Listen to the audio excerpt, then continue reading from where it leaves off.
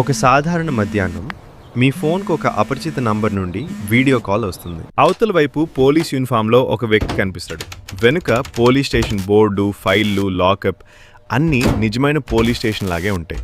This case is not as simple as it appears. నేను Mumbai crime branch నుండి మాట్లాడుతున్నాను. మీ పేరు మీద ఒక డ్రగ్స్ పార్సల్ పట్టుబడింది. మీరు దేశద్రోహానికి పాల్పడ్డారు. మిమ్మల్ని డిజిటల్ అరెస్ట్ చేస్తున్నాం. కెమెరా ముందు నుండి కదలదు, ఎవ్వరికీ ఫోన్ చేయొద్దు, లేదంటే ఇప్పుడే మీ ఇంటికి పోలీసులు వస్తారు. మీకు ఒక్కసారిగా చెమటలు పడతాయి, గుండె వేగంగా కొట్టుకుంటుంది. ఆ గంభీరమైన మాటలు విని మీరు లొంగిపోతారు.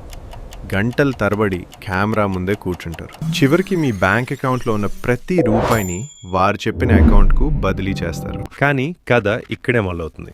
ఆ వీడియో కాల్లో ఉన్నది అసలు పోలీస్ ఆఫీసర్ కాదు. అది ఒక అత్యాధునిక ఏఐ టెక్నాలజీతో సృష్టించిన డీప్ ఫేక్. ఇది 2026లో ప్రపంచాన్ని వణికిస్తున్న అతిపెద్ద సైకలాజికల్ ట్రాప్. మన సినిమాల్లో గూఢచారుల వేషాలు మార్చుకుని శత్రువులను మోసం చేయడం చూసాం. కానీ ఇప్పుడు ఆ గూఢచర్యం మీ మొబైల్ స్క్రీన్లోకి వచ్చేసింది. గతంలో స్కామర్లు కేవలం మెసేజ్ పంపి వదిలేసేవాడు. కానీ ఇప్పుడు వారు మీ మెదడుతో ఆడుకుంటున్నారు. దీన్నే డిజిటల్ అరెస్ట్ అని పిలుస్తున్నారు. అసలు భారత చట్టంలో ఇలాంటి అరెస్ట్ ఒకటే లేదని మీకు తెలుసా? ఏ పోలీస్ ఆఫీసర్ కూడా మిమ్మల్ని వీడియో కాల్లో అరెస్ట్ చేయడు. ఈ గ్లోబల్ స్కామ్ వెనుకున్న నెట్వర్క్ చాలా పెద్దది.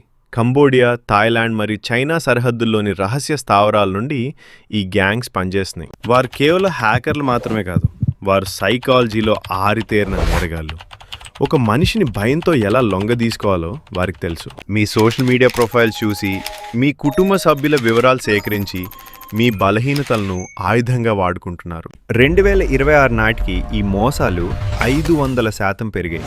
అంటే ప్రతి నిమిషానికి ఒక సామాన్యుడు తన జీవితాంతం కష్టపడి దాచుకున్న డబ్బును కోల్పోతున్నాడు. అసలు ఈ డీప్ ఫేక్ ఎలా పనిచేస్తుందో తెలుసా?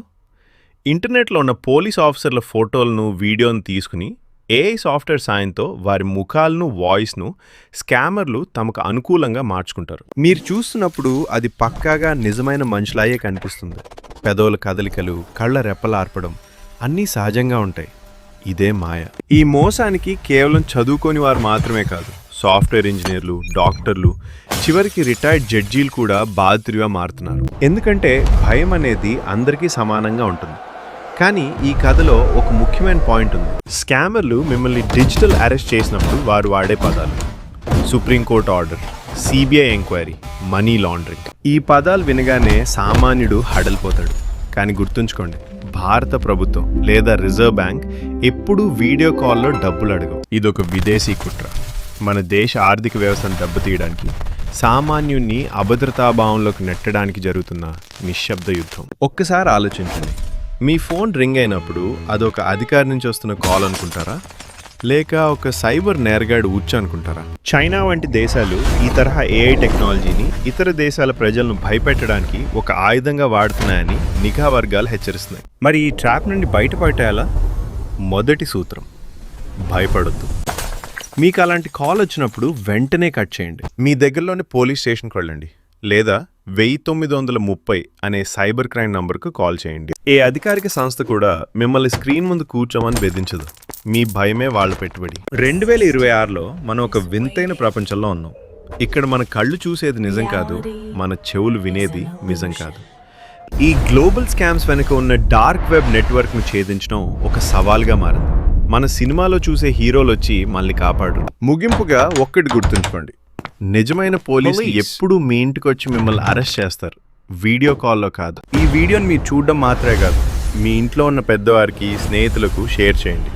డిజిటల్ యుగంలో మీరు బాధితులుగా మిగిలిపోతారా, లేక తెలివైన పౌరుడిగా నిలబడతారా? నిర్ణయం మీ చేతుల్లోనే ఉంది.